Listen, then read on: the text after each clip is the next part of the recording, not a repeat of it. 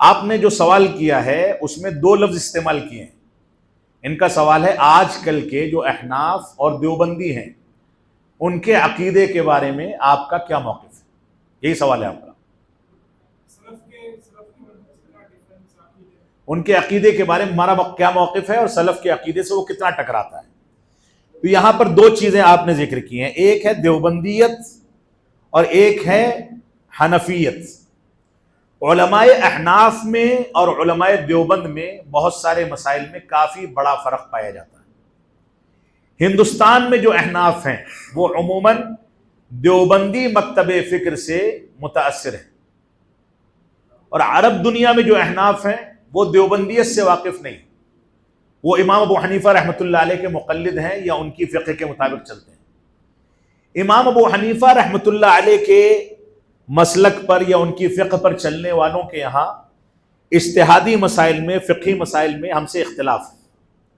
ان کی نماز کا طریقہ الگ ہے، آمین کے مسائل میں، رفع الیدین کے مسائل میں، کچھ دوسرے مسائل میں ہم میں اور ان میں اختلاف ہے جو دلائل کی بنیادوں پر.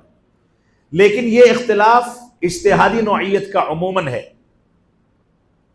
دین کی بنیادوں میں یا عقائد میں یا منہج میں نہیں ہے.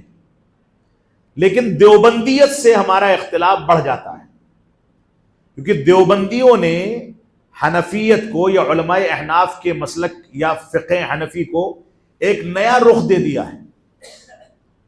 اس کے اندر تقلید شخصی کی شدت ہے، اور اس شدت نے ان کو امام ابو حنیفہ رحمۃ اللہ علیہ کی ڈگر سے بھی ہٹا دیا ہے. لیکن اس کے باوجود ہم احناف کو اور دیوبندیوں کو اہل سنت والجماعت میں شامل مانتے ہیں. اختلاف اپنی جگہ پر ہے، جن چیزوں میں اختلاف ہے ان چیزوں میں دلائل کی بنیاد پر ان سے اختلاف کیا جائے گا، کیا جاتا رہے گا جب تک وہ دلائل کی روشنی میں رجوع نہ کر لیں. تو یہ تفصیل ہے دونوں کے بارے میں، لیکن یہ سب کے سب اہل سنت والجماعت میں شامل ہیں. جہاں عقیدے کا اختلاف ہے یا منہج کا اختلاف ہے اس میں ہم ان کو اہل سنت والجماعت سے ان مسائل میں خارج مانتے ہیں. جن مسائل میں اختلاف نہیں ہے ان مسائل میں داخل مانتے ہیں، لیکن عمومی لحاظ سے ان کے اوپر اہل سنت والجماعت کے منہج سے خارج ہونے کا فتویٰ نہیں لگایا جائے گا، کیونکہ ان کے اندر معاملات ملے جلے ہیں.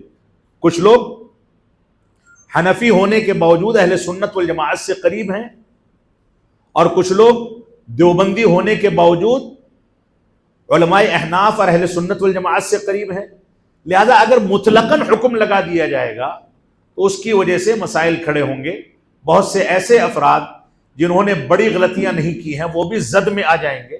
اس وجہ سے حکم لگانے میں احتیاط کیا جائے گا، لیکن اختلاف دلائل کی بنیاد پر موجود ہے، اور تب تک موجود رہے گا جب تک وہ دلائل کی بنیاد پر رجوع نہیں کر لیتے.